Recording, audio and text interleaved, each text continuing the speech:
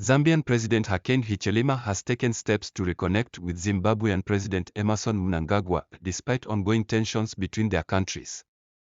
On Thursday, Hichilema sent former Vice President Hakainde as a special envoy to convey a message to Mnangagwa in Harare. Hichilema betrays SADC as Mnangagwa's stunning midnight proposal rocks Africa. The Zimbabwe Mail. The meeting was confirmed by the Zimbabwean President's office, which stated HE President Emmerson Mnangagwa receives a special message delivered by a Zambian special envoy, former Vice President Hakainde. However, the lack of a direct mention that Hakainde was representing Hichilema suggests that some strain remains in their diplomatic ties. After the private discussion, Hakainde addressed the media but refrained from revealing specific details about their conversation.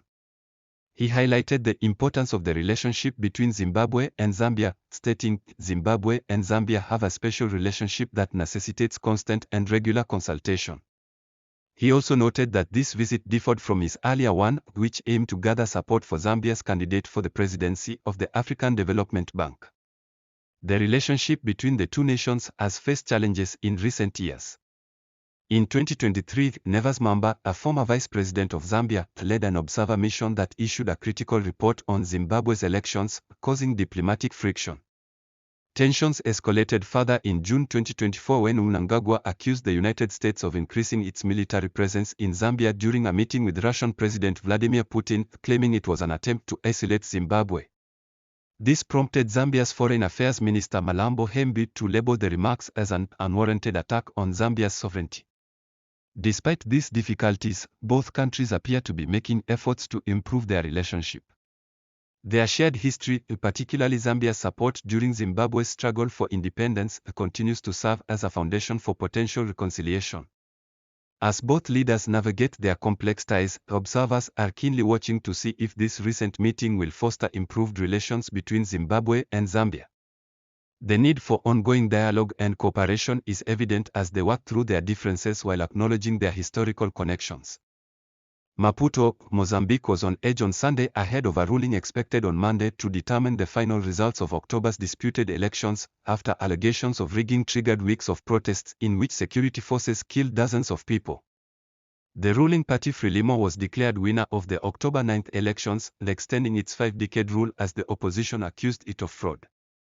The election results must be validated by the Constitutional Council, the country's top court, which says it will issue the final results at 3 p.m. on Monday.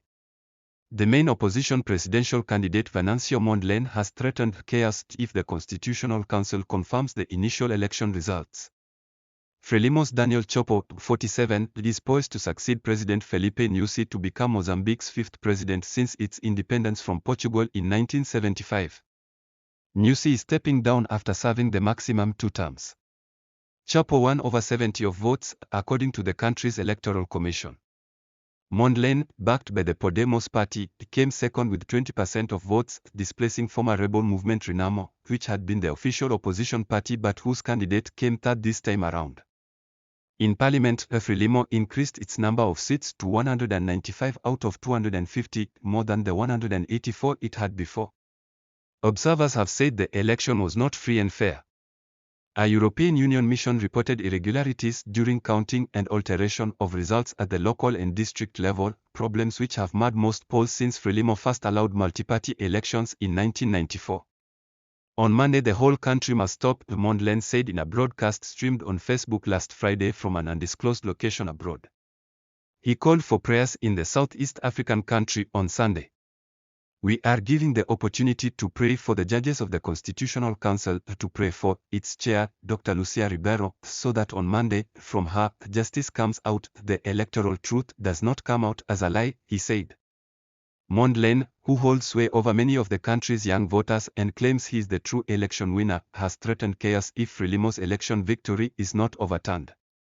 Protests gripped the country shortly after the results were announced and security forces killed at least 130 people and injured hundreds more, according to Human Rights Watch.